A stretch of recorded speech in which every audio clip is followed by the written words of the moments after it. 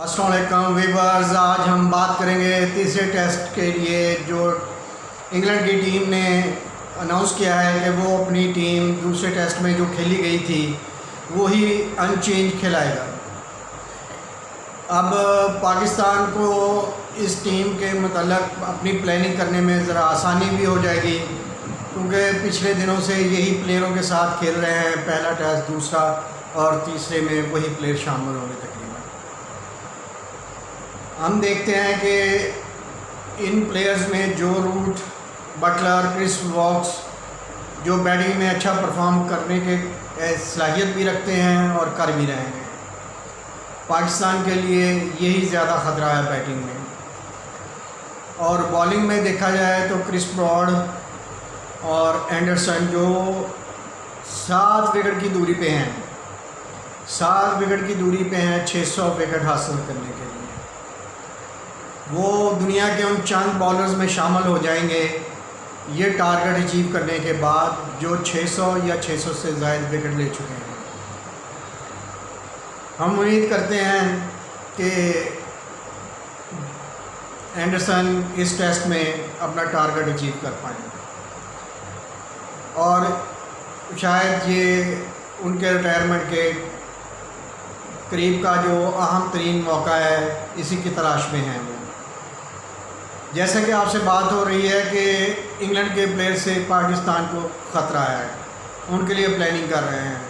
ऐसे पाकिस्तान के बैट्समैन असद शफीक और फवाद आलम पर सवालिया निशान है कि कल उन्हें खिलाया जाए या ना खिलाया जाए।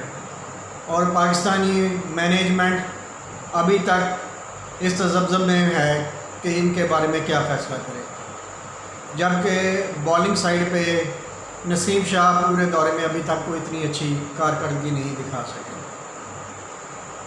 अब देखना ये होगा कि कल नसीम शाह को बॉलिंग का चांस दिया जाए या उनकी जगह तब्दीली की जाए, क्योंकि सुहेल खान बड़े स्ट्रॉन्ग कैंडिडेटर पीछे इंतज़ार कर रहे हैं कि मैं मजबूत उम्मीदवार हूँ तीसरे टेस्ट के लिए।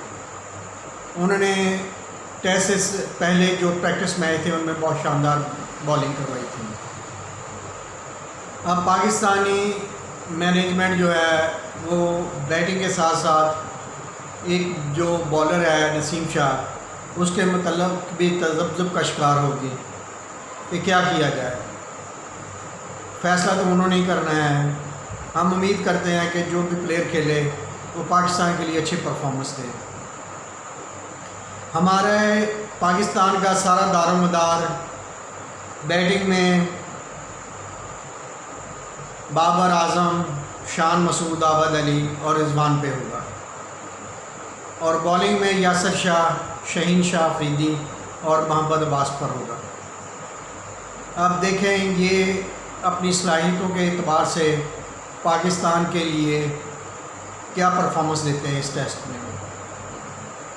क्या ये पाकिस्तान को ये टेस्ट जीत कर सीरीज़ बराबर करने का मौका फराहम करते हैं या इंग्लैंड ये सीरीज़ जीत जाता है।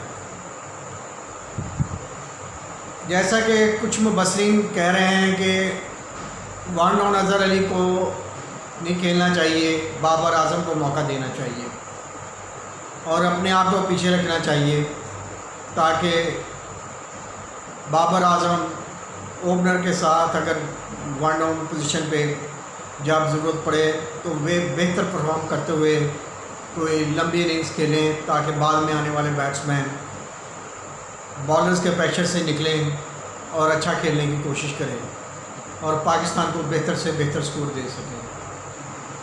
एक बात तो यकीनी है कि पाकिस्तान की अब बैटिंग की कोई उम्मीद बहुत ज़्यादा नहीं है कि वो पहली इनिंग्स में अच्छा खेल सकती है, दूसरी में अच्छा खेल सकती है या चौथी में।